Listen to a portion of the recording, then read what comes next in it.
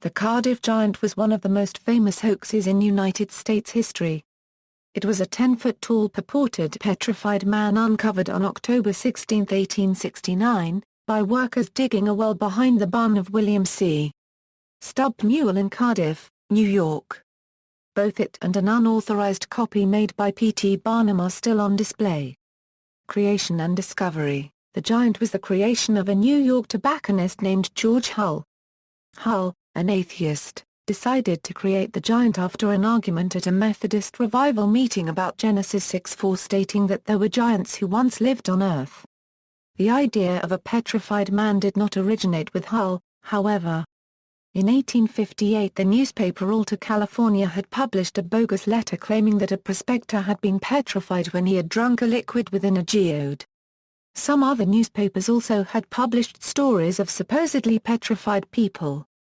Hull hired men to carve out a 10-foot-4.5-inch long block of gypsum in Fort Dodge, Iowa, telling them it was intended for a monument to Abraham Lincoln in New York. He shipped the block to Chicago, where he hired Edward Burgart, a German stonecutter, to carve it into the likeness of a man and swore him to secrecy. Various stains and acids were used to make the giant appear to be old and weathered, and the giant's surface was beaten with steel knitting needles embedded in a board to simulate pores. In November 1868, Hull transported the giant by rail to the farm of William Newell, his cousin. By then, he had spent $2,600 on the hoax. Nearly a year later, Newell hired Gideon Emmons and Henry Nichols, ostensibly to dig a well, and on October 16, 1869 they found the giant. One of the men reportedly exclaimed, "I declare, some old Indian has been buried here." Exhibition and exposure as fraud: Newell set up a tent over the giant and charged 25 cents for people who wanted to see it. 2 days later he increased the price to 50 cents. People came by the wagon load.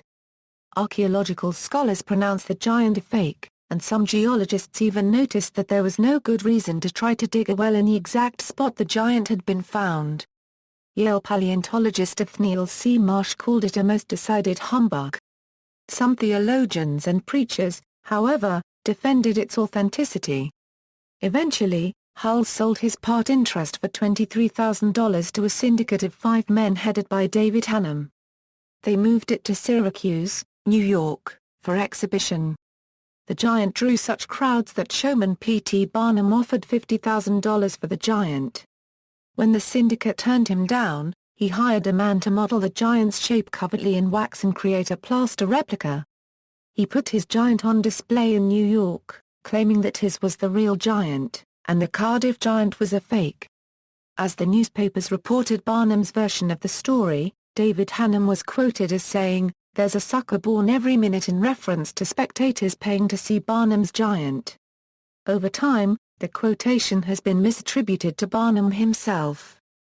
Hannum sued Barnum for calling his giant a fake, but the judge told him to get his giant to swear on his own genuineness in court if he wanted a favorable injunction.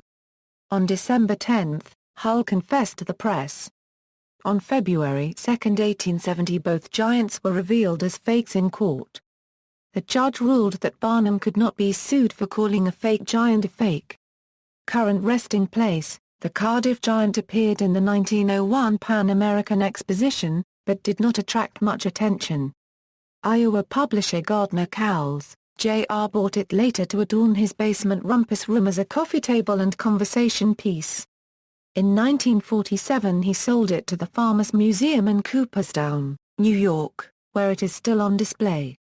The owner of Marvin's Marvelous Mechanical Museum, a coin-operated game arcade and museum of oddities in Farmington Hills, Michigan, says that the replica on display there is Barnum's replica.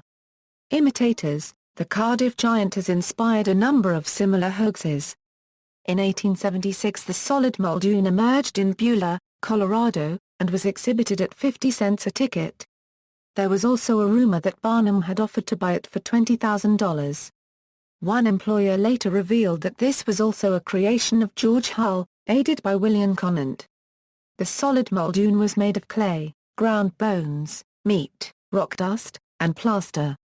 In 1877, the owner of Torganock House Hotel on Cuyahoga Lake, New York, hired men to create a fake petrified man and place it where the workers who were expanding the hotel would dig it up. One of the men who had buried the giant later revealed the truth when drunk. In 1892, Jefferson Soapy Smith, de facto ruler of the town of Creede, Colorado, purchased a petrified man for $3,000 and exhibited it for 10 cents a peek. Soapy's profits did not come from displaying McGinty, as he named it, but rather from distractions, such as the shell game set up to entertain the crowds as they waited in line. He also profited by selling interests in the exhibition. This was a real human body, intentionally injected with chemicals for preservation and petrification. Soapy displayed McGinty from 1892 to 1895 throughout Colorado and the northwest United States. In 1897, a petrified man found downriver from Fort Benton, Montana, was claimed by promoters to be the remains of former territorial governor and U.S. Civil War General Thomas Francis Meagher. Meagher had drowned in the Missouri River in 1867. The petrified man was displayed across Montana as a novelty and even exhibited in New York and Chicago. Popular culture. In 1870, Mark Twain wrote a ghost story in which the ghost of the Cardiff Giant appears in the hotel room in Manhattan to demand that he be reburied.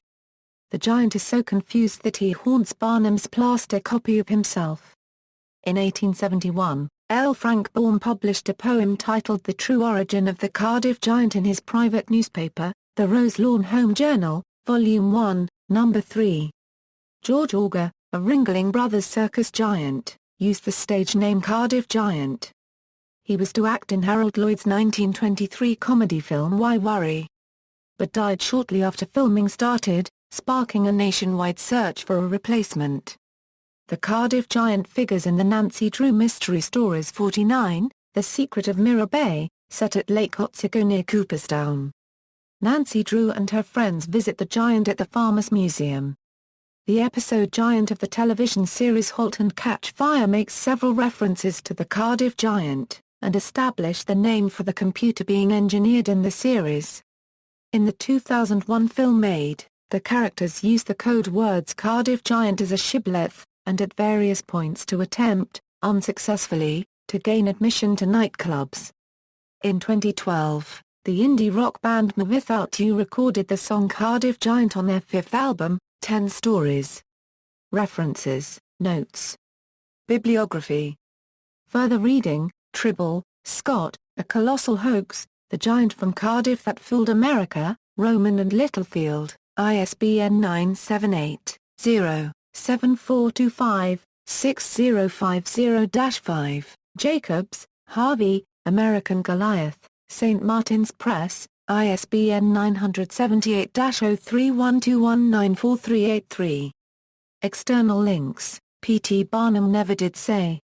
Photo of Discovery Site, U.S. Library of Congress. Photo of the Giant, Cardiff Giant hoax recreated by Syracuse artist T.Y. Marshall, Syracuse man to recreate biggest U.S. hoax ever, Cardiff Giant.